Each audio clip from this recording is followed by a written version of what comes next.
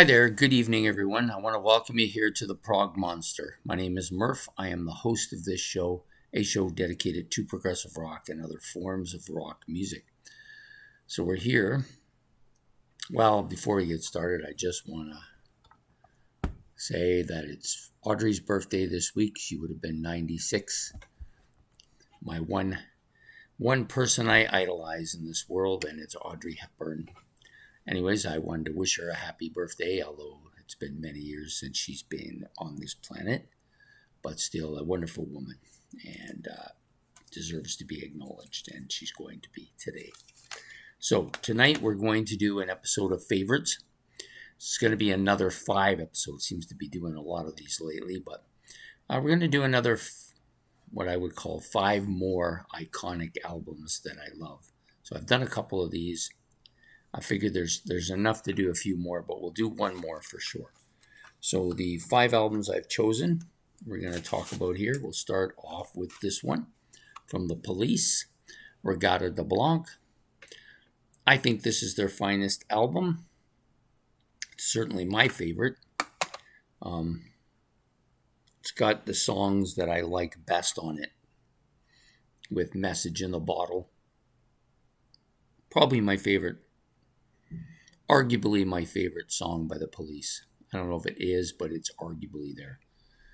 And this is just such a strong album. It's All Right for You. I love this track. On Any Other Day. Yes, identify with this song. Completely love it. It's fantastic. The title track, Regatta de Blanc. Good track. Bring on the night. I couldn't stand another hour of daylight. Yeah, used to turn the lights out and just listen to this album and this particular song I loved. Does Everyone Stare? Another big heavy track, like it. And of course maybe one of the best underrated tracks by The Police, Walking on the Moon. Yeah, I love it. This nice shot of the top of their heads here. Yeah, just a great album from The Police, the Regatta de Blanc. I believe it's is it their second or third studio album? I think it's their second. Sorry, I got fog build up on my glasses. I can't see anything. Oh, that's better. Why, look at that. I'm not a bad looking guy. Anyways, the next album up comes from a band I really like a lot. This was kind of, in my younger days, I always thought of this as their best album. I really like the cover quite a bit. For a long time, Roundabout was probably my early in the 80s. I would say it was probably my favorite song. It hasn't held up as well, but because mostly it gets overplayed too much. But there's some other really good things on this album. I like the 5 kind of instrumental pieces that each member does. They're all very distinctive and memorable. Cans and Brahms. Love that. That's the Rick Wakeman one. We have Heaven, the John Anderson vocaled one. I've always liked this one. It's probably one of my favorite ones of the 5. 5% for Nothing. This is probably my least favorite of them, but I still like it. The Fish. Of course, it's the most well-known one, I think, of them. And then, of course, Mood for the Day, which is absolutely amazing. It was a song that a teacher tried to teach me, but I never really panned out as a student. The other songs on the album, South Side of the Sky, probably the most, or one of the most underrated Yes songs, I think. Long Distance Runaround, another great tune. And then Heart of the Sunrise, which I think it has one of the best bass tones of any song on any of Yes's albums. It's a fantastic song. So yeah, Fragile from Yes. Next up, from Genesis. I've been trying to include some bands that I have not been included in the iconic ones. And so Genesis wasn't included. And lately, this has been the album that I've been listening to the most.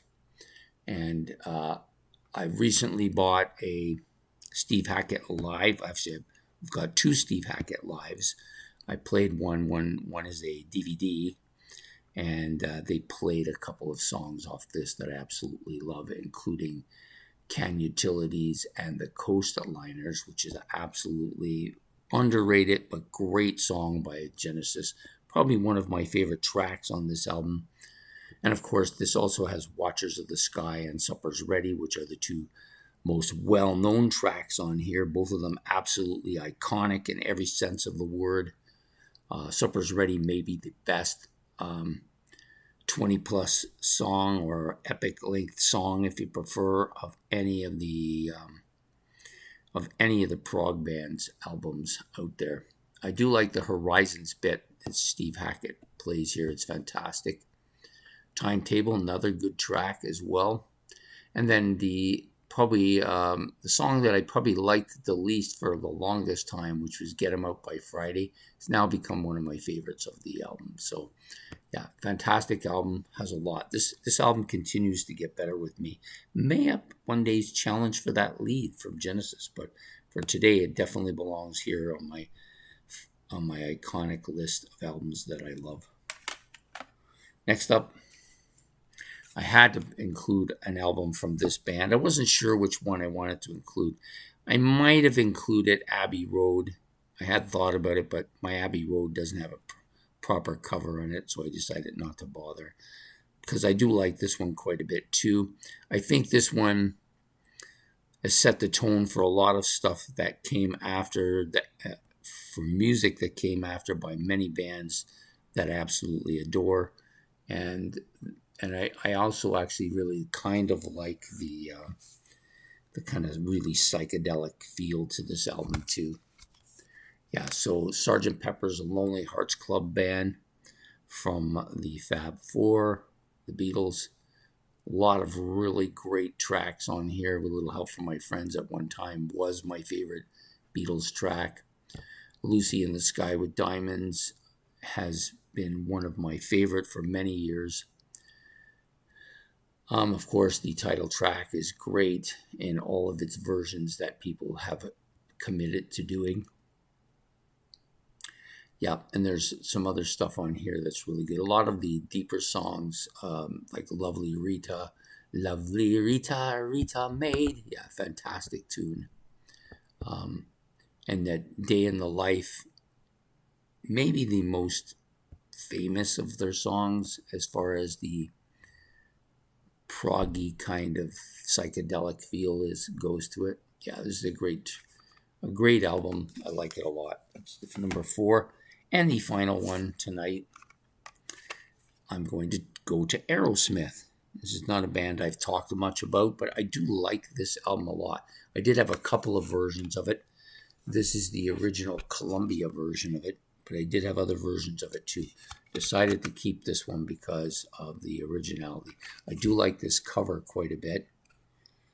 This is the back cover of it. It's great. Little monsters and cats and elephants and dwarfs and trolls, and same thing here on the front. All those same kind of things going on. Somebody's toy box, right? But this is a really good, solid album. It's probably my favorite Aerosmith album. Got the opening track, Toys in the Attic, which I love. Uncle Salty's kind of a little bit weird, but I do like it. Adam's Apple. Yeah, okay. Walk This Way, of course, is probably the most famous, most iconic song by them. Probably overplayed too much, but I still like it a lot. It's one of those few overplayed songs that doesn't really get under my skin. I know there's people out here who've actually said this to me, that this gets under their skin. The big 10-inch record, yeah, it's a bit quirky and a little bit of a play on words here, of course. Sweet Emotion, this is a very iconic track, one of their most iconic tracks. I love this song a lot. It's great. Round and Round, and then See Me Crying. Sorry, I'm getting tongue-tied there. Yeah, this is a really good album. I think it's, like I said, I think it's probably my favorite Aerosmith album.